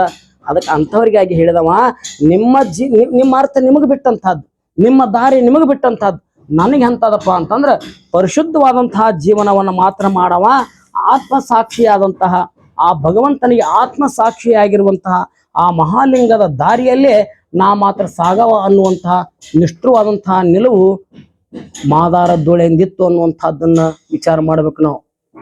ಆಮೇಲೆ ಎಲ್ಲದಕ್ಕಿಂತ ಒಂದು ಮುಖ್ಯವಾಗಿರುವಂತಹ ನಾನು ನಿಮಗೆ ಚಿತ್ರಣವನ್ನ ಕೊಡ್ತೀನಿ. ಏನು ಅಂತಂದ್ರೆ ಅವರು ಕ್ರಾಂತಿಕಾರಿಯಾಗಿರುವಂತಹ ವಿಚಾರಗಳನ್ನ ಗಮನಿಸ್ಬೇಕು. ಎಂಥ ಒಂದು ವಚನ ಹೇಳ್ತಾರಂದ್ರೆ, ಇಷ್ಟು ವಚನಗಳಲ್ಲಿಯೇ ನನಗ ಶಿಖರಪ್ರಾಯ ಅಂತ ಒಂದು ವಚನ ಅನ್ಸದ. ಈ ವಚನದ ಮುಖ್ಯ ಆಶಯ ಅವನ್ ಎಂಥದಿತ್ತು, ಮಾದಾರ ಧೂಳೆನ ವ್ಯಕ್ತಿತ್ವಕ್ಕ ನಾವು ನಮೋ ಅನ್ಬೇಕಾಗ್ತದ. ಅವ ಪರಾತ್ಪರವಾದಂತಹ ಶಿವನನ್ನ ದೂರೀಕರಿಸ್ತಾನ. ಎಲ್ಲಾ ಜನ ಅರ್ಥ ಮಾಡಿಕೊಳ್ಬೇಕು. ಕೆಲವೊಂದಿಷ್ಟು ಶಬ್ದಗಳ ಪರಿಕಲ್ಪನೆ ನಮ್ಗೆ ಅರ್ಥ ಆಗದೆ ಹೋದ್ರ ನಮಗ್ ಶರಣರು ಅರ್ಥ ಆಗೋದಿಲ್ಲ, ನಮಗ್ ವಚನಕಾರರು ಅರ್ಥ ಆಗೋದಿಲ್ಲ. ಇವು ಪಾರಿಭಾಷಿಕವಾದಂತಹ ಶಬ್ದ. ಶಿವ ಅನ್ನುವಂಥದ್ದಕ್ಕ ನೀವು ಅರ್ಥ ತಿಳ್ಕೊಂಡಿರುವಂತಹ ರೀತಿಯೊಳಗ ಸ್ವರೂಪನಾದಂತಹ ಸಗುಣನಾದಂತಹ ಶಿವನನ್ನ ಅವ್ರು ನಂಬಲಿಲ್ಲ, ಒಪ್ಪಂಗಿಲ್ಲ. ಪಾರ್ವತಿ ಪರಮೇಶ್ವರ ಪತಿ ಹರ ಅಂತಾರಲ್ಲ, ಅದಕ್ಕೆ ಅವ್ರ ಒಪ್ಪಿಗೆ ಇಲ್ಲ. ಈ ಶಿವನನ್ನ ಪೂಜಿಸಲಿಲ್ಲ. ಶರಣರ ಅರ್ಥ ಮಾಡ್ಕೊಳಕ್ ಇವೆಲ್ಲ ಪೌರಾಣಿಕವಾಗಿರುವಂತಹ ಶಿವ. ಪಾರ್ವತಿ ಗಂಡ, ಉಮೆಯ ಗಂಡ, ಗಣಪತಿ ಅಪ್ಪ, ಸಣ್ಮುಖನಪ್ಪ, ಕಾಷಾಯ ಅಂಬರದಾರಿ ಆಗಿರುವಂತಹ ಗಜಚರ್ಮ ಅಂಬರದಾರಿ, ಕೈಯೊಳಗೆ ಕಪಾಲವನ್ನು, ಈ ಶಿವನನ್ನ ಹೇಳಲಿಲ್ಲ ಅವರು. ಇದಕ್ಕೆ ಮತ್ತೆ ಸಾಕಷ್ಟು ವಚನಗಳನ್ನ ಆಧಾರ ಕೊಡಬಹುದು ನಾವು. ಆದ್ರೆ ಅವ್ರು ಯಾವ್ದಪ್ಪ ಅಂತಂದ್ರೆ ಶಿವ ಯಾರು ಅಂದ್ರೆ ಈಗಾಗಲೇ ಹೇಳಿದ್ನಲ್ಲ, ಯಾವ್ದಕ್ಕೆ ವಿಶ್ವ ಚೈತನ್ಯ ಅಂತ ಕರಿತೀವಿ, ಯಾವ್ದಕ್ಕೆ ಮಹಾಲಿಂಗ ಅಂತ ಕರಿತೀವಿ, ಯಾವ್ದಕ್ಕೆ ಬಯಲು ಅಂತ ಕರಿತೀವಿ, ಅದಕ್ಕ ಶಿವ ಅಂತ ಕರೆದ್ರು. ಅದಕ್ಕೆ ಅವ್ರು ಏನ್ ಮಾಡ್ತಾರ ಸೂಕ್ಷ್ಮವಾಗಿ ಅಂತಂದ್ರೆ, ಇಲ್ಲಿವರೆಗೆ ಶೈವರಿದ್ರಲ್ಲ, ವೈದಿಕರಿದ್ರಲ್ಲ, ವೇದ ಆಗಮಗಳನ್ನ ಮುಖ್ಯ ಮಾಡ್ಕೊಂಡು ಬಂದವ್ರು ಇದ್ರಲ್ಲ, ಅವ್ರೊಬ್ಬ ಶಿವ ಇದ್ನಲ್ಲ, ಅವ ಎಲ್ಲೆಲ್ಲಿ ಹುಟ್ಟಿದ್ದ, ಇವ್ರು ಅವನನ್ನು ಕುರಿತು ತಿಳ್ಕೊಳ್ಳುವಂತಹ ರೀತಿ ಹೇಗೆ, ಅದನ್ನ ವ್ಯತ್ಯಾಸವನ್ನ ಈ ವಚನದ ಮೂಲಕ ಹೀಗಾಗಿ ಅವ್ರು ತಿಳಿಸುವಂತಹದ್ದು. ಇದು ಬಹಳ ಕ್ರಾಂತಿಕಾರಿಕವಾಗಿರುವಂತಹ ವಿಷಯ ಅನ್ನುವಂಥದ್ದನ್ನ ಇಲ್ಲಿ ಸ್ವಲ್ಪ ನೋಡೋಣ. ಅಟ್ಟೆಯ ಚುಚ್ಚುವ ಉಳಿಯ ಮೊನೆಯಲ್ಲಿ ಪ್ರತ್ಯಕ್ಷವಾದ ಪರಮೇಶ್ವರನ ಕಂಡು ಇತ್ತಲಿಯ ಕೈಯ ಕಾಯದ ತಿತ್ತಿ ಹೊತ್ತಾಡುವವನ ಮುಂದೆ ನಿನ್ನ ಭಕ್ತರ ಟಾವಿನಲ್ಲಿಗೆ ಹೋಗಿ ಮುಕ್ತಿಯ ಮಾಡು. ನೀ ಹೊತ್ತ ಬಹುರೂಪದಿ ತಪ್ಪದೆ ರಜತ ಬೆಟ್ಟದ ಮೇಲಕ್ಕೆ ಹೋಗು, ನಿನ್ನ ಭಕ್ತರ ಮುಕ್ತಿಯ ಮಾಡು. ಕಾಮಧೂಮ ಧೂಳೇಶ್ವರನ ಕೋಣದಿಂದ ನೀನೇ ಬದುಕು. ಬಹುಶಃ ವಚನ ನಿಮ್ಗ ಸ್ವಲ್ಪ ನೆನಪದ ಅಂತ ಅರ್ಥ ಮಾಡ್ಕೊಳ್ತೀನಿ. ನಮ್ಮ ದೇವ್ರನ್ನ ಎಲ್ಲೆಲ್ಲಿ ಕಂಡ್ಯಪ್ಪ ಅಂದ್ರ ಕಂಬದಾಗ ಹುಟ್ಟಿದ್ರ ದೇವ್ರು.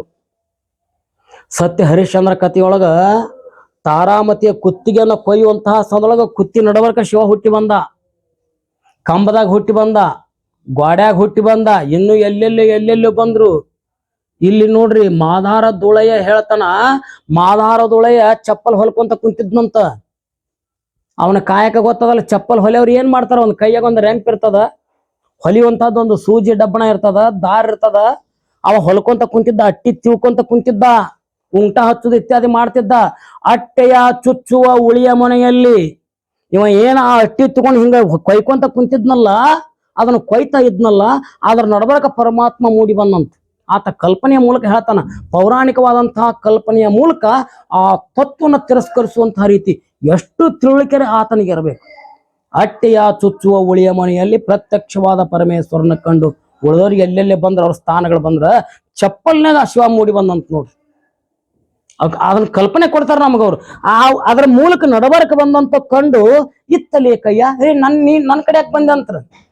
ಅಕಸ್ಮಾತ್ ಬರೇ ಒಬ್ಬ ಸಿನಿಮಾ ನಟ ನಮ್ಮ ಊರಾಗ ಬಂದ್ರ ನುಗ್ಲಾಕತಿ. ಒಬ್ರು ಯಾರೋ ರಾಜಕಾರಣಿ ಪುಡಿ ಮತ್ ದೊಡ್ಡವಲ್ಲ, ಯಾವ್ದೋ ಒಬ್ಬ ಪುಡಿ ರಾಜಕಾರಣಿ ಬಂದಪ್ಪ ಅಂದ್ರ ಮನಿಮಾರ್ ಬಿಟ್ಟು ಸಾವಿರಾರು ಮಂದಿ ಅಲ್ಲಿ ಹೋಗ್ತೀವಿ. ನಾವ್ ಎಕಡೆಯೋ ನಮ್ ಚಪ್ಪಲ್ ಎಕಡೆಯೋ, ಯಾವ ನಮ್ ಕುತ್ತಿಗೆ ಹಿಡಿದು ನುಗ್ಗಿಸ್ತಿರ್ತಾನ ಪೊಲೀಸ್, ಇಷ್ಟೆಲ್ಲ ಲಕ್ಷ ಕೊಡ್ಲಾರ್ದ ಹೊಕ್ಕಿವಿ. ಸಾಕ್ಷಾತ್ ಆ ಭಗವಂತನ ಬಿದ್ರ ಸಾವಿರ ವರ್ಷಗಳವರೆಗೆ ತಪಸ್ಸನ್ನ ಮಾಡಿದ್ರು ಕೂಡ ನಿಲುಕದೇ ಇರುವಂತಹ ಭಗವಂತ ಅಂತ ಏನು ವರ್ಣಿಸ್ತಾರ, ಅಂತ ಭಗವಂತ ಇಲ್ಲಿ ಚಪ್ಪಲ್ನಾಗ ಮೂಡ್ತಾನಂತ. ಸ್ಥಳ ನಿರ್ದೇಶನ ಅಂದ್ರ ಅದನ್ನ ತಿರಸ್ಕರಿಸುವಂತ ರೀತಿ. ಮತ್ತೊಂದು ಇಂಥ ದೊಡ್ಡ ಮನುಷ್ಯ ಮನೆಗೆ ಬಾಗಿಲಿ ಬಂದಾನ ಅಂದ್ರ ಚಪ್ಪಲ್ನಾಗ ಕಾಣ್ತಾನಪ್ಪ ಅಂತಂದ್ರ ಇವ ಅಂತಾನ ಬರ್ರಿ ಒಳಗಂತ ನಂಗಿಂದಲ ಇತ್ತಲೇಕಿ ಬಂದಿ ಅಯ್ಯ. ಯಾಕಪ್ಪ ಭಗವಂತ ಈ ಕಡೆ ಯಾಕೆ ಬಂದಿ? ಕಾಯದ ತಿತ್ತಿ ಆಡ್ಬೋವನ ಮುಂದೆ ನನ್ನಂತಲ್ಲಿ ಏನಂತ ಬಂದಿ? ನನ್ನಂತಲ್ಲಿ ಈಗ ಇದೊಂದು ಗೋಣಿ ಚೀಲದ, ಇದು ಕೆಲಸ, ಇದು ರೆಂಪಿ ಹರಿದು ಚರ್ಮದ ಚೂರು ತಗಡು ಡಬ್ಬಿ ಇಂತಾದ್ರ ನಡಬರ್ಕ ಇಂತಹ ಕಡು ಬಡವನ ಹತ್ರ ಕನಿಷ್ಠ ಕಾಯಕದ ಹತ್ರ ಇಲ್ಲಿ ಯಾಕೆ ಬಂದಪ್ಪ? ನಿನ್ ಸಲುವಾಗಿ ಅಲ್ಲಿ ಕುಂತಾರ ಕೋಟ್ಯಾಧೀಶರು, ಅಲ್ಲಿ ಕುಂತಾರ, ಅಲ್ಲಿ ಹೋಗ್ಬಿಟ್ಟು ಇಲ್ಲಿ ಯಾಕೆ ಬಂದಿ? ಹೊತ್ತಾಡುವವನ ಮುಂದೆ ಯಾಕೆ ಬಂದಿ? ನಿನ್ನ ಭಕ್ತರ ಟಾವಿನಲ್ಲಿಗೆ ಹೋಗಿ ಮುಕ್ತಿಯ ಮಾಡು. ನಿನಗೆ ಯಾರು ಬೇಕಂತ ನಾನು ಮುಕ್ತಿ ಕೊಡು ಅಂತ ತಪಸ್ ಮಾಡ್ಕೊಂತ ಕುಂತಾರ, ಮುಕ್ತಿ ಕೊಡು ಅಂತ ಯಾರು ಪೂಜೆ ಮಾಡ್ಕೊಂತ ಕುಂತಾರ, ನನಗೆ ಮುಕ್ತಿ ಕೊಡು, ನನಗೆ ಮೋಕ್ಷವನ್ನ ಕೊಡು ಅಂತ ನಿನಗಾಗಿ ಸಾವಿರ ವರ್ಷ ಹಂಬಲಿಸಿ ಕುಂತಾರಲ್ಲ, ಅಲ್ಲಿಗೆ ಹೋಗು, ಆ ಟಾವಿಗೆ ಹೋಗು. ನನ್ನಂತಲ್ಲಿ ಏನದ? ನೀ ಹೊತ್ತ ಬಹುರೂಪದಿ ತಪ್ಪದೆ ಅಲ್ಲಿಗೆ ಹೋಗು. ನೀ ಬಹುರೂಪಿ, ನೀವೊಬ್ಬ ಭಿಕ್ಷುಕನ, ನೀರ್ ಏನ್ ಶುದ್ಧ, ಯಾರಿಗೇನ್ ಬೇಕು ಆ ರೂಪದಲ್ಲಿ ಕಾಣ್ತಿ. ಬಹುರೂಪಿಯಾಗಿದ್ದೀಯಾ ನೀನು. ಯಾರಿಗೆ ಹ್ಯಾಂಗ್ ಮಳ ಮಾಡ್ಬೇಕು ಅನ್ನೋ ನಿನಗೆ ಗೊತ್ತದ, ಯಾರನ್ನ ಮೂರ್ಖ ಮಾಡ್ಬೇಕು ಅನ್ನುವಂಥದ್ದು ನಿನಗೆ ಗೊತ್ತದ. ಆ ರೂಪದಲ್ಲಿ ಹೋಗಿ. ನನ್ನಂತಲ್ಲಿ ನಿನ್ನ ಕೆಲಸ ಏನಿಲ್ಲ, ನಿನ್ನ ರೂಪನ ನನಗೆ ಬೇಕಾಗಿಲ್ಲ. ರಜತ ಬೆಟ್ಟದ ಮೇಲಕ್ಕೆ ಹೋಗು. ನಿಂದೇನು ಬೆಳ್ಳಿ ಬೆಟ್ಟ ಇದಲ್ಲ, ಹಿಮಾಲಯ ಪರ್ವತದ ಆತ ಕೈಲಾಸ ಪರ್ವತ ಅಂತ ಏನು ವರ್ಣಿಸ್ತಾರಲ್ಲ ಕವಿಗಳು, ಬೆಳ್ಳಿ ಗುಡ್ಡ ಬೆಟ್ಟ ಅಂತ ವರ್ಣಿಸ್ತಾರಲ್ಲ, ನೀ ಅಲ್ಲಿ ಹೋಗು. ನಿನ್ನ ಭಕ್ತರ ಮುಕ್ತಿಯ ಮಾಡು. ನಿನ್ ಯಾರು ಭಜಿಸ್ತಾರ ನೀ ಅಲ್ಲಿ ಹೋಗು. ಕಾಮಧೂಮ ಧೂಳೇಶ್ವರನ ಕರುಣದಿಂದ ನೀನೇ ಬದುಕು ಹೋಗು. ನೋಡ್ರಿ, ಕಾಮಧೂಮ ಧೂಳೇಶ್ವರನ ದಯದಿಂದ ಅವೊಬ್ಬ ದೇವರಲ್ಲ, ನನ್ನಲ್ಲಿರುವಂತಹ ಸಕಾಲಸವಾದಂತಹ ವಿಸ್ತೃತವಾಗಿರುವಂತಹ ಆ ಭಗವತ್ ಪ್ರಜ್ಞೆ ಕೆಳಗೆ ನೀ ಬದುಕು ಹೋಗು, ನನ್ನಂತಲೇ ಯಾಕಂತನವ. ಇದು ವಚನದ ಸಾರಾಂಶ. ಇದ್ರ ಭಾವ ಏನಪ್ಪಾ ಅಂತ ಕೇಳಿದ್ರೆ, ಜಗತ್ತಿಗೆ ನಾ ಕೊಡ್ತೀನಿ ಅಂತ ನಿನ್ನ ದೇವ್ರು ಮಾಡ್ಯಾರಲ್ಲ, ನಿನ್ನ ಅವಶ್ಯಕತೆ ನನಗಿಲ್ಲ. ಯಾಕಂದ್ರೆ ನನಗೆ ನನ್ನ ಆತ್ಮೋದ್ಧಾರ ಮುಖ್ಯ. ಅದು ಯಾವನು ಕೊಡೋದ್ರಿಂದ ತೆಗೆದುಕೊಳ್ಳೋದ್ರಿಂದ ಆಗೋದಿಲ್ಲ. ಅವರೊಂದಿಷ್ಟು ಕಡಿಮೆ ಅಂತಸ್ತಿನ ಭಿಕ್ಷುಕರು, ನೀವೊಬ್ಬ ದೊಡ್ಡ ಭಿಕ್ಷುಕ, ಇಷ್ಟೇ ವ್ಯತ್ಯಾಸ ಅದ. ಬೇಡ್ಕೊಡಕ್ ಹೋದ 1 ಲಕ್ಷ ಕೊಟ್ಟ, 1 ಕೋಟಿ ಕೊಟ್ಟ, ಸಾವಿರ ಕೋಟಿ ಕೊಟ್ಟಂತ ಭಕ್ತರಂದ್ರೆ ಏನ್ ಭಿಕ್ಷುಕರು ಅವರು? ನನ್ಗೆ ಅದನ್ನು ಕೊಡು, ಇದನ್ನು ಕೊಡು, ನಮ್ಗೊಂದು ರೊಟ್ಟಿ, ನಮ್ಗೆ ಸಾಕಾದ ನಮ್ಗೊಂದು ರೊಟ್ಟಿ ಒಂದು ತುಣುಕು ರೊಟ್ಟಿ ನೀಡ್ರಿ ಅಂತ ಕೆಲವು ಮಂದಿ ಬೇಡ್ಕೊಂತಾರ. ಒಂದು ರಾಜ್ಯವನ್ನು ಕೊಡಂತ ಕೆಲವು ಮಂದಿ ಬೇಡ್ಕೊಂತಾರ. ಇಬ್ರು ಭಿಕ್ಷುಕರಿ ಅನ್ನುವಂತಹ ಸಂದರ್ಭದೊಳಗ ನಾನು ಕೊಟ್ಟೆ ಅಹಂಕಾರ ನಿನ್ನಲ್ಲಿ ಅದ. ಅವ್ರಿಗೆ ಬೇಕಾಗ್ಯದ, ಅವ್ರನ್ನ ಕೈಲಾಸಕ್ಕೆ ಕರ್ಕೊಂಡು ಹೋಗು, ಅವ್ರನ್ನ ವೈಕುಂಠಕ್ಕೆ ಕರ್ಕೊಂಡು ಹೋಗು, ಅವ್ರನ್ನ ಬ್ರಹ್ಮಲೋಕಕ್ಕೆ ಕರ್ಕೊಂಡು ಹೋಗು. ನನಗೆ ನಿನ್ನ ಯಾವ ಬ್ರಹ್ಮ ಇತ್ಯಾದಿಗಳು ಬೇಕಾಗಿಲ್ಲ. ಯಾಕಂದ್ರ ನಾನು ಭಗವಂತನೇ ಆಗಬೇಕಾದಂತಹದ್ದದ, ನಾನು ಮಹಾಲಿಂಗವೇ ಆಗಬೇಕಾದಂತಹದ್ದದ. ಲಿಂಗವ ಪೂಜಿಸುತ್ತಾ ನಾನು ಲಿಂಗವೇ ಆಗಬೇಕಾಗ್ಯದ. ನನ್ನ ಲಿಂಗ ಗುಣಗಳನ್ನ ಕಳೆದುಕೊಂಡು ಸರ್ವಂತರ್ಯಾಮಿ ಆಗಿರುವಂತಹ ಬದುಕನ್ನ ನಾನು ಬದುಕಬೇಕಾಗಿರುವಂತಹ ಸಂದರ್ಭದೊಳಗ ಭಗವಂತನೇ, ಶಿವನೇ, ನೀನೇನ್ ಪುರಾಣದಾಗ ವರ್ಣಿಸ್ತಾರಲ್ಲ ಅಂಥವ್ರ ಕಡೆ ಹೋಗು, ನನ್ನ ಅವಶ್ಯಕತೆ ನಮಗಿಲ್ಲ ಅನ್ನುವಂಥದ್ದನ್ನು ಕೂಡ ಹೇಳ್ತಾನೆ. ಮಾದಾರ ದುಳಯ್ಯ ಹೇಗೆ ಇಂಥ ಆಧ್ಯಾತ್ಮಿಕವಾದಂತಹ ವಿಚಾರಗಳನ್ನ ಹೇಳ್ಕೊಂತ ಬಂದಲ್ಲ, ಆತ ಸಾಮಾಜಿಕವಾದಂತಹ ವಿಚಾರಗಳನ್ನು ಹೇಳ್ತಾನೆ. ಎಲ್ಲಾ ಸಾಹಿತ್ಯ ಅಭ್ಯಾಸ ಮಾಡಿದ್ರೆ ಗೊತ್ತದ ಏನದ, ಕವಿ ಕಾಲದ ಕೂಸು ಅಂತ ಕರೀತಾರ. ಕಾವ್ಯ ಕವಿಯ ಕೂಸಾದರೆ ಕವಿ ಕಾಲದ ಕೂಸು ಅಂತ ಕರೀತಾರ. ಅಂದ್ರ ನಾನು ಏನು ಕಾವ್ಯವನ್ನ ರಚಿಸ್ತೀನಿ, ಹೇಗೆ ಬರಿತೀನಿ ಅಂತಂದ್ರೆ ನಾನು ಕಾಲದ ಕೂಸು. 20ನೇ ಶತಮಾನದಲ್ಲಿ 21ನೇ ಶತಮಾನದಲ್ಲಿ ಏನು ನಡೆಯುತ್ತದೆಯೋ ಅದನ್ನ ನಾ ಬರಿತೀನಿ. ಅಂದ್ರೆ ಅದು ಆ ಕಾಲದ ಸೃಷ್ಟಿ. ಹಾಂಗ ಪ್ರತ್ಯಕ್ಷವಾಗಲಿ ಅಪ್ರತ್ಯಕ್ಷವಾಗಲಿ ಯಾವುದೇ ಸಾಹಿತ್ಯ, ಅವ್ರು ವಚನಕಾರ ಇರ್ಬೋದು, ಕೀರ್ತನಕಾರ ಇರ್ಬೋದು, ಚಂಪು ಸಾಹಿತ್ಯಗಳಿರ್ಬೋದು, ರಗಳೆ ಕವಿ, ಯಾರೇ ಆಗಲಿ ಬರೆಯುವಂತಹ ಸಂದರ್ಭದಲ್ಲಿ ಅಪ್ರತ್ಯಕ್ಷವಾಗಿ ಸಾಮಾಜಿಕವಾದಂತಹ ಜೀವನವನ್ನ ಬದುಕುತ್ತಾರೆ. ಅಂದ್ರ ಬ್ಯಾಡ ಅಂದ್ರೂ ಕೂಡ ಅವು ಸಂದರ್ಭಗಳು ಬರ್ತಾವ. ಹಾಂಗ ಮಾದಾರ ಧೂಳೆನವರು ಕೂಡ ಇಲ್ಲಿ ಒಂದು 2 ಉದಾಹರಣೆಗಳನ್ನ, ಒಂದು ಸತಿ ಸಹಗಮನವನ್ನು ಕುರಿತು, ಇನ್ನೊಂದು ಅನೇಕ ಸಿದ್ಧಿಯನ್ನ ಪಡೆದಿರುವಂತಹ ರೀತಿಯನ್ನ ಕುರಿತು ಅವ್ರು ವರ್ತಿಸ್ತಾರೆ, ಅಥವಾ 1-2 ಪದ ಹೇಳ್ತಾರೆ. ಆಮೇಲೆ ತಾವೆಲ್ಲ ಶ್ರೋತೃ ಬಾಂಧವರು, ಅವರಲ್ಲಿ ನಿಮ್ಮಲ್ಲಿ ಒಂದು ವಿನಂತಿ ಅದ, ಸಾದೃಶ್ಯದಿಂದ, ಶಬ್ದ ಸಾದೃಶ್ಯದಿಂದ ಮಾದಾರ ದುಳಯ್ಯ ಅನ್ನೋ ಬದ್ಲಿ ಒಳಗ ಅಕಸ್ಮಾತ್ ನಾಲಿಗೆ ಜಾರಿ ಮಾದಾರ ಚೆನ್ನಯ್ಯ ಅಂತ ಬಂತಪ್ಪ ಅಂತಂದ್ರ ಅದನ್ನ ದುಳಯ್ಯ ಅಂತ ಹೇಳಿ ದಯವಿಟ್ಟು ಅದನ್ನ ತಾವು ತಿದ್ದುಕೊಂಡು ಸ್ವೀಕರಿಸಬೇಕು ಅಂತ ನಾನು ಇದೇ ಸಂದರ್ಭದಲ್ಲಿ ವಿನಂತಿಯನ್ನ ಮಾಡ್ಕೊಳ್ತೀನಿ.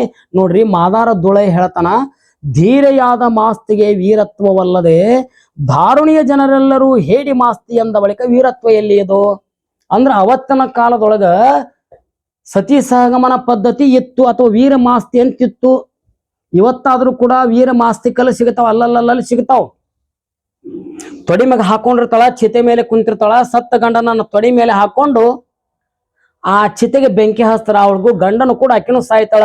ಯಾಕಂದ್ರೆ ಇಬ್ರು ಕೂಡ ಕೈಲಾಸಕ್ಕೆ ಹೋಗ್ಬೇಕನ್ನುವಂತ ಪರಿಕಲ್ಪನೆಯೊಳಗ ಈ ನಮ್ಮ ನಾಡಿನಲ್ಲಿ ಲಕ್ಷ ಲಕ್ಷ ಲಕ್ಷ ಜನ ಸುಟ್ಕೊಂಡು ಸತ್ತು ಹೋಗ್ಯಾರ ಅನ್ನುವಂಥದ್ದು ಎಷ್ಟು ಜನಕ್ಕೆ ಗೊತ್ತದ ಹೇಳ್ರಿ.